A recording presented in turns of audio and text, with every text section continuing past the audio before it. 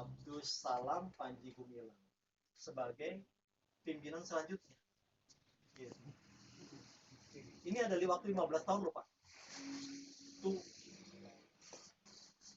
apa kristalisasi tentang BI luar biasa sedemikian kuat, keluar uang sebanyak apapun, dipindahin uang sebanyak apapun, itu nggak ada masalah. Sehingga pada saat Abu Toto yang baru kenal DI di penjara, suka miskin kalau nggak salah, langsung jadi imam, pusing semua kan orang.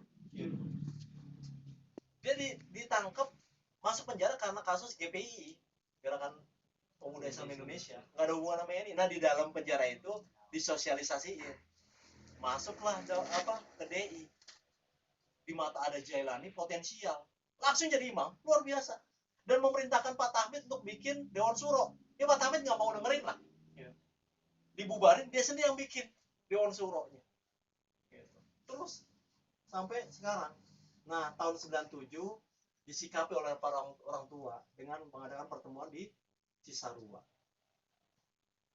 Dipilihlah Pak Tahmid sebagai pemimpin ke-5. Pak Tahmid Rahmat Basuki, pemimpin ke-5 sampai 2020 ini di Cisarua. Pertemuan tadi malam, pagi datanya udah nyampe ke Intel. Luar biasa kan, pusing makanya. Nah, perjalanannya seperti itu Pak. Nah, yang saya cermati, pesan Pak Karto itu ada di sini, Hudaybiyah Indonesia.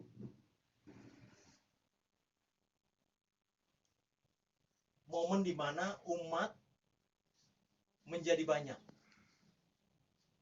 sehingga zakat, infak, sedekah berlimpah. Tapi kemampuan pengelolaan terganggu kepentingan. Akhirnya nggak jadi apa-apa. Bayangkan, tahun 96 itu akhirnya Abdus Salam Panji Gumilang punya proyek 2010 Futuh, nggak tahu jadi masyarakat Islam, masyarakat Indonesia Makmur atau apa, MIM. Akhirnya pada keluar itu tahun 2010. Pendapatannya per bulan 30 miliar. Jadi sehari 1 miliar Pak, sehari 1 miliar. Semuanya digabungin.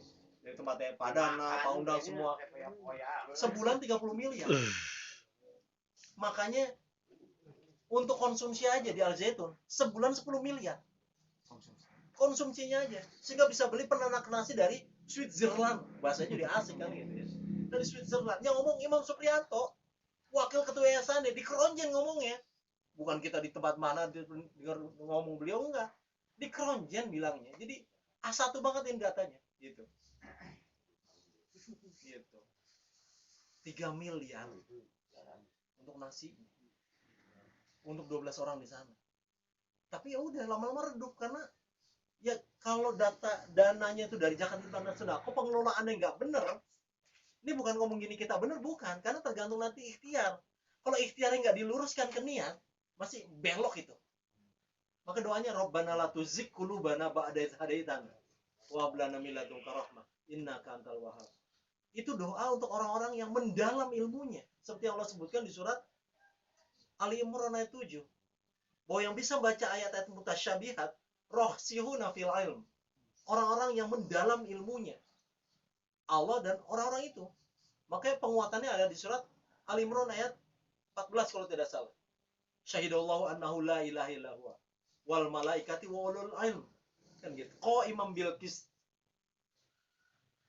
Mendalam keilmuannya. Itu baru bisa mendekati apa yang malaikat pahami dan Allah mau. Nah, itu baru nyampe. Sehingga pada saat ayat mutasyabihat diangkat, itu bukan menjadi fitnah dan bukan menjadi jalan untuk pendalilan gitu ceritanya. Lah, tahun 81 itu yang masuk atau kenal DI banyak Pak. Sampai-sampai ya orang tua melihat wah nggak bisa dirangkum dalam teritorial, dibikin non teritorial. Jadi non teritorial itu benar-benar lahir tahun 81. Saat yang masuk nggak tertampung lagi. Seperti Abu Bashir sama Abu Jandal gitu. akhirnya nongkrong tepi Laut Merah, yang lewat ke Syam dipalak-palakin gitu. Karena mereka nggak boleh masuk Madinah gitu. Mereka nggak mau balik ke Mekah, bikin tempat sendiri, tempat hijrah keempat gitu. Madinah tuh tempat hijrah kelima gitu. Nah ini sama, tahun 81 luar biasa dakwahnya, sehingga sampai tidak tertampung di teritorial, tapi konsepnya tetap gitu. Konsepnya menyebarkan dakwah bahwa emang daulah itu jawabannya.